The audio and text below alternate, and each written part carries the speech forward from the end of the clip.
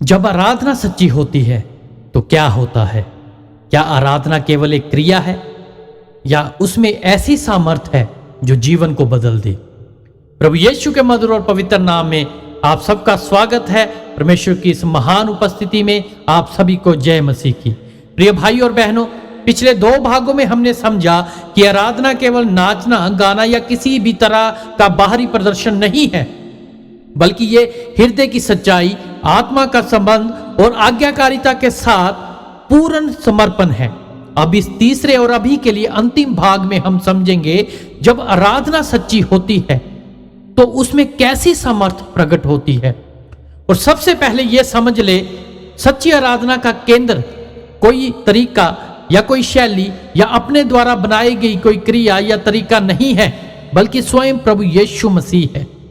यूहन्ना अध्याय 14 उसकी 6 आयत बताती है, यीशु ने उससे कहा, मार्ग और सच्चाई और जीवन मैं ही हूं, बिना मेरे द्वारा कोई पिता के पास नहीं पहुंच सकता। यहां पर मैं आपको बताना चाहता हूं, जीवन के हर कार्य में यदि यीशु मसीह नहीं है तो वह कार्य अधूरा है। और यही बात आराधना पर भी लागू होती है। अगर मसीह आराधना का केंद्र नहीं है, अगर यीशु मसीह केंद्र में नहीं है, तो आराधना कितनी भी अच्छी दिखे वह सच्ची नहीं होती। जब हमारी आराधना में सच्चाई होती है, हृदय का समर्पण होता है और पूर्ण आज्ञाकारिता होती है, तब अद्भुत कार्य होने लग पड़ते हैं। और सच्ची आराधना में परमेश्वर की उपस्थिति उतर आती है।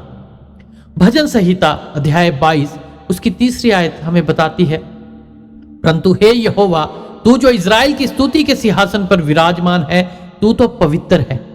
यहां पर विराजमान के लिए हिब्रू शब्द है याशव। याशव का अर्थ है निवास करना या स्थिर होकर कहीं पे ठहरना, बैठ जाना। और स्तुतियों के लिए शब्द आता है तेहिलाह, कि हृदय से निकलने वाली स्तुति जो आत्मा की गहराई से उत्पन्न होती है। तो यहां पर मैं आपको बताना चाहता हूं, यहां यह नहीं लिखा कि परमेश्वर केवल स्तुति को सुनता है, बल्कि वह स्तुति के बीच में निवास करता है। हृदय से निकलने वाली स्तुति, आत्मा की गहराई से उत्पन्न होने वाली स्तुति, वह निवास करता है, वह स्तुति के बीच में निवास करता है। इसका अर्थ है जब आराधना केवल गीत गाना या कोई बाहरी क्रियाकलाप नहीं रहता, बल्कि हृदय से निकलने वाली आवाज बन जाता है, हृदय से की जाने वाली एक स्तुति बन जाती है, तो परमेश्वर हमसे दूर नहीं रहता, वह उस आराधना में प्रकट हो जाता है। और जब हम सच्चे हृदय और पूर्ण समर्पण के साथ आराधना करते हैं, उसी समय परमेश्वर का तख्त हमारे मध्य में स्थापित हो जाता है और एक स्वर्गीय वातावरण बन जाता है, और हमारे आसपास का माहौल जो है वो एकदम से बदल जाता है।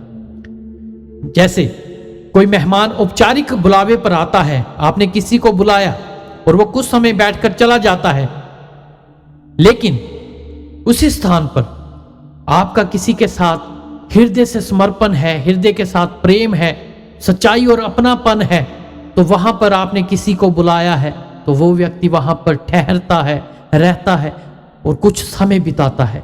ऐसे ही परमेश्वर की उपस्थिति है। जब हम परमेश्वर के साथ हृदय के साथ प्रेम करते हैं, समर्पण दिखाते हैं, सच्चाई दिखाते हैं, तो परमेश्वर हमारे बीच में ठहरता है। वैसे ही जहां केवल शब्द है, दिखावटीपन है, वहां केवल आवाजें और शोर शराबा होता है। लेकिन जहां पर हृदय की सच्चाई है, बेशक कोई शब्द नहीं है, कोई अच्छे साधन नहीं है, वहां पर परमेश्वर की उपस्थिति उतर आती है। हम हन्ना के उदाहरण को देख सकते हैं। उसकी स्थिति जो थी बिल्कुल विपरीत है। मुंह से कोई शब्द नहीं निकल रहा, हृदय टूटा हुआ है, लेकिन समर्पण और आज्ञाकारिता पूरा है। और इन सब के साथ परमेश्वर की उपस्थिति उसके लिए भरपूर है। यही एक सच्ची आराधना है और सच्ची आराधना की सामर्थ है।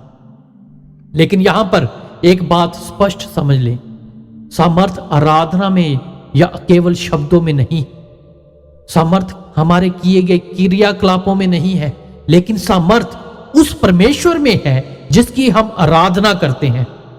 कहने का मतलब है, आराधना कोई जादू नहीं है, इसे करेंगे तो कुछ हो जाएगा, लेकिन यह एक सच्चा और जीवित संबंध है अपने परमेश्वर के साथ। सच्ची आराधना जो है वो जीवनों को बदल देती है। रोमियो अध्याय 12 उसकी 1 और 2 वहां पे लिखा है, इसलिए हे भाइयों, मैं तुमसे परमेश्वर की दया स्मरण दिलाकर विनती करता हूं कि अपने शरीरों को जीवित और पवित्र और परमेश्वर को भावता हुआ बलिदान करके चढ़ाओ, यही तुम्हारी आत्मिक सेवा है। यहां पर आत्मिक सेवा, आगे बढ़ेंगे, और इस संसार के सदृश्य ना बनो, परंतु तुम्हारी बुद्धि के नए हो जाने से तुम्हारा चाल चलन भी बदलता जाए, जिससे तुम परमेश्वर की भली और भावती और सिद्ध इच्छा अनुभव से मालूम करते रहो।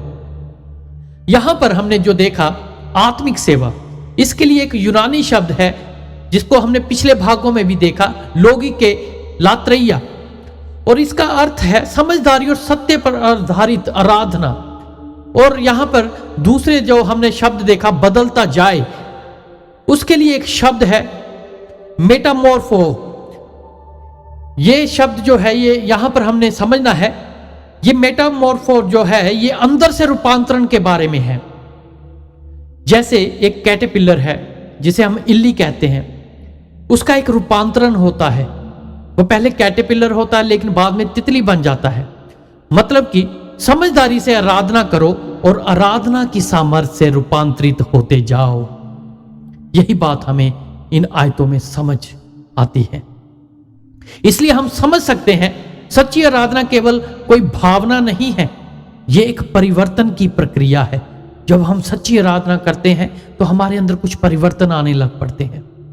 उदाहरण के लिए, अगर कोई व्यक्ति हर रविवार चर्च जाता है, गाता है और तालियां बजाता है, लेकिन सोमवार को वही क्रोध, वही झूठ, वही पाप, पुराना जीवन करता है, अपने पुराने स्वरूप में वापस आ जाता है, तो वो आराधना नहीं है, लेकिन वो एक धार्मिक आदत बन गई है, क्योंकि उसमें कोई रूपांतरण नहीं हो रहा।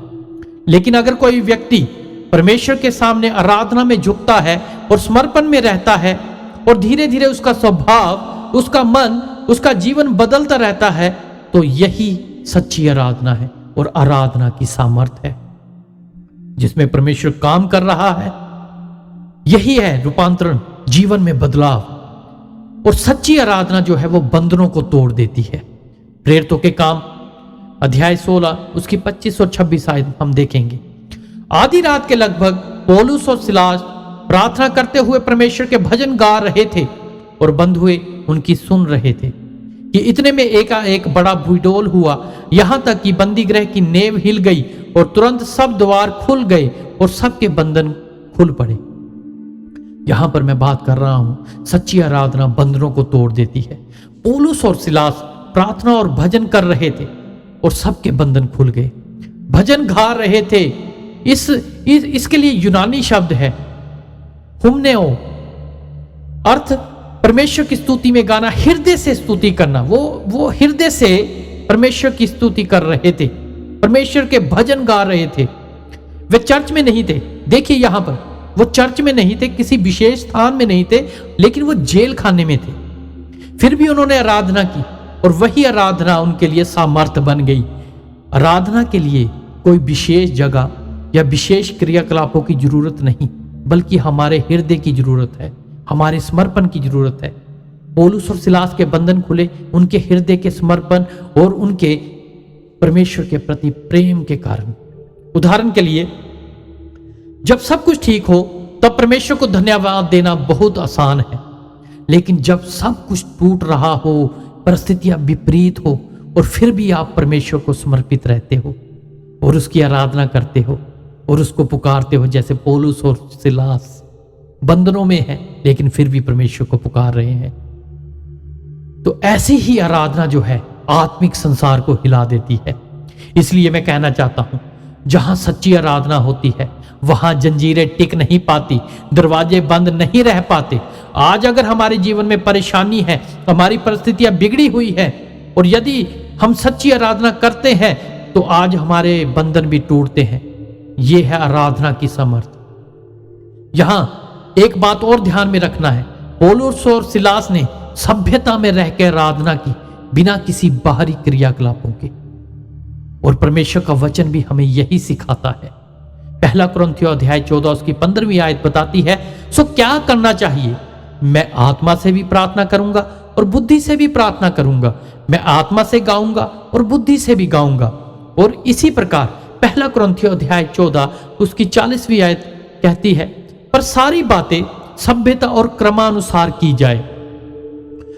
तो मैं आपको बताना चाहता हूं, जहां पर सच्ची आराधना की सामर्थ होती है वहां पर अव्यवस्था नहीं होती, बल्कि बुद्धिमता, शांति, सभ्यता और संतुलन होता है।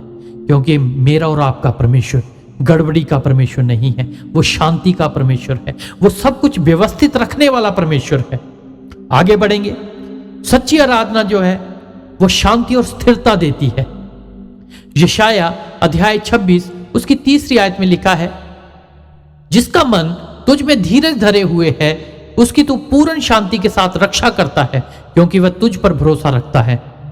और यशाया जो है 26:3 में खुद आराधना शब्द नहीं बोलता यहां पर, लेकिन वो आराधना का परिणाम जो है, उसका रिजल्ट है और अवस्था, उसकी जो अवस्था है उसको दिखाता है। जब मन परमेश्वर में स्थिर हो जाता है, जब हमारा मन अस्थिर नहीं रहता, परमेश्वर में स्थिर रहता है, तो वही स्थिरता जो है वो आराधना की एक सही अवस्था है। मन तुझ में स्थिर, जिसका मन तुझ में स्थिर, जिसका मन तुझ में धीरज धरे हुए है। कहने का भाव ये है, जब हम आराधना करते हैं तो हमारे मन में स्थिरता होनी चाहिए, और स्थिरता, सच्ची आराधना जो है वो स्थिरता हमें देती है। सच्ची आराधना मन को अस्थिर नहीं होने देती। सच्ची आराधना में परमेश्वर पर हमारा जो मन है वो केंद्रित रहता है, हमारा भरोसा परमेश्वर पर केंद्रित रहता है, हमारा अंदर से जुड़ाव परमेश्वर के साथ बना रहता है। असल में ये क्या है? ये है आत्मा और सच्चाई में आराधना, जिसके बारे में यूहन्ना अध्याय 4 उसकी 23-24 में हम पढ़ते हैं। यहां पर स्थिर के लिए एक हिब्रू शब्द है सामुक। सामुक जो है उसका मतलब है टिके रहना, दृढ़ रहना। शांति के लिए शब्द है शालोम। इसका अर्थ है अंदरूनी संतुलन, संपूर्ण भलाई, पूर्णता। तो यहां पर मैं आपको बताना चाहता हूं, सच्ची आराधना परिस्थितियों में स्थिर व्यक्ति को शांति देती है, शालोम देती है, स्थिर करती है और बदल देती है। उदाहरण के लिए, दो लोग एक ही समस्या में हैं और परमेश्वर के सामने आराधना कर रहे हैं, लेकिन एक पूरा चिंता में टूट जाता है और दूसरा मन में शांत रहता है, परमेश्वर पर निर्भर हो जाता है। फर्क समस्या में नहीं, आराधना में है। जो सच्चे हृदय की आराधना करता है उसे स्थिरता प्राप्त करता है। यह सच्ची आराधना की समर्थ उसे प्राप्त होती है, उसे शांति मिलती है, उसके पास शालोम आता है। तो अब मेरा एक सवाल अपने आप से और आप सबसे है, अगर हमारी आराधना के बाद भी हमारा जीवन नहीं बदल रहा, हमारा स्वभाव नहीं बदल रहा, तो हमें पूछना चाहिए, सोचना चाहिए, क्या यह सच्ची आराधना है या केवल धार्मिक गतिविधि? क्या हम भी केवल चर्च जाके वापिस आके फिर से अपने पुराने स्वभाव में चले जाते हैं, या हमारे अंदर कुछ बदलाव आ रहे हैं? बाइबल में ऐसे लोगों का वर्णन है जो होंठों से आदर करते हैं परंतु उनके हृदय जो है वो दूर रहते हैं। मत्ती अध्याय 15 उसकी 8 में हम देख सकते हैं। इसलिए आराधना का जो प्रमाण है केवल ऊंची आवाज और बाहरी क्रियाकलाप नहीं, बल्कि जीवन में परिवर्तन है। अंत में फिर से सच्ची आराधना और उसकी सामर्थ्य के ऊपर ध्यान करते हैं। सच्ची आराधना का मतलब है हृदय की सच्चाई, एलिथिया, आत्मा का संबंध, प्रेमा, पूर्ण समर्पण, प्रोस्क्यूनियो, आज्ञाकारिता। यह बाइबल का मूल सिद्धांत है, आज्ञाकारिता। ये चारों मिलकर आराधना को पूर्ण बनाते हैं, और जहां पर ये चारों होते हैं वही आराधना की समर्थ प्रकट होती है। अंत में मैं आप सबको एक बुलाहट देना चाहता हूं, आज और अभी निर्णय ले, मैं केवल आराधना नहीं करूंगा, मैं ऐसा जीवन जीऊंगा जो आराधना बने। मैं हृदय की गहराई से आराधना करूंगा और अपना जीवन ही आराधना बना दूंगा।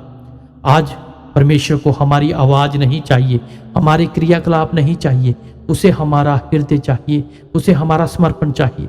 और जब हृदय बदल जाता है तो जीवन ही आराधना बन जाता है। इस विषय पर हम और भी गहराई से अलग अलग तरीकों से बात कर सकते हैं, लेकिन अभी हम यहीं रुकते हैं और अपने इन भागों को यहीं विराम लगाते हैं। भविष्य में परमेश्वर ने चाहा तो हम फिर से अलग तरीके से इनके ऊपर बात करेंगे। और अगर आपको ये सीरीज, ये 3 भाग अच्छे लगे तो आप इस चैनल को सब्सक्राइब कीजिए, लाइक कीजिए, शेयर कीजिए और परमेश्वर के वचनों के लिए हाँ और आमीन लिखिए। परमेश्वर इन वचनों के द्वारा मुझे और आपको बहुतायत से आशीष दे। आमीन।